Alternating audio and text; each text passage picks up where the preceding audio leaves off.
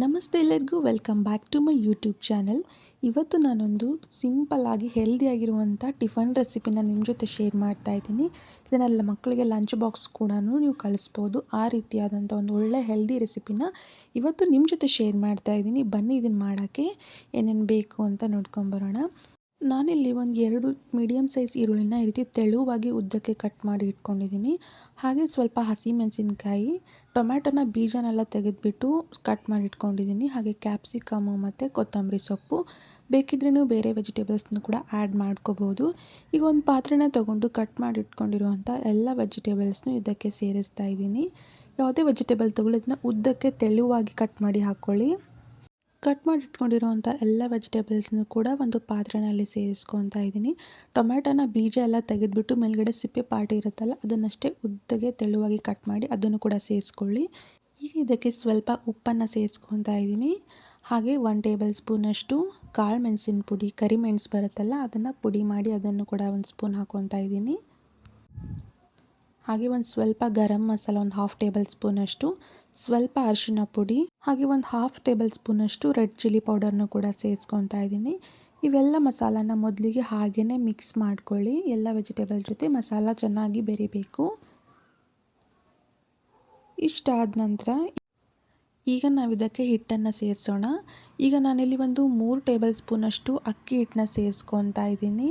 ಹಾಗೆ ಒಂದು 4ರಿಂದ 5 ಟೇಬಲ್ ಸ್ಪೂನಷ್ಟು ಕಡಲೆ ಹಿಟ್ಟನ್ನು ನೀವು ವೆಜಿಟೇಬಲ್ಸು ಜಾಸ್ತಿ ತೊಗೊಂಡಿದ್ರೆ, ಜಾಸ್ತಿ ಕ್ವಾಂಟಿಟಿಯಲ್ಲಿ ಮಾಡ್ಕೊಳ್ಳೋರಿದ್ರೆ ಹಿಟ್ಟನ್ನು ಹೆಚ್ಚು ಕಡಿಮೆ ಮಾಡ್ಕೊಳ್ಳಿ.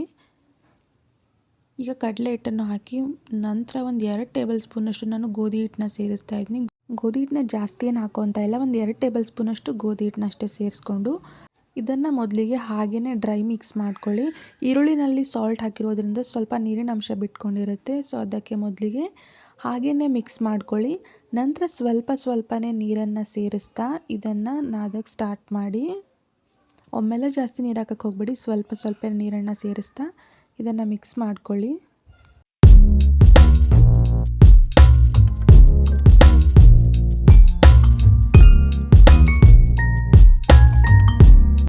ನೋಡಿ, ಇಷ್ಟಾದರೆ ಸಾಕು. ಈಗ ನಂತರ ಒಂದು ತವಾನ ಬಿಸಿ ಮಾಡೋಕ್ಕೆ ಇಟ್ಕೊಂಡಿದ್ದೀನಿ. ತವ ಬಿಸಿ ಆದ ನಂತರ ಅದಕ್ಕೆ ಚೆನ್ನಾಗಿ ಫಸ್ಟಿಗೆ ಆಯಿಲ್ನ ಅಪ್ಲೈ ಮಾಡಿ.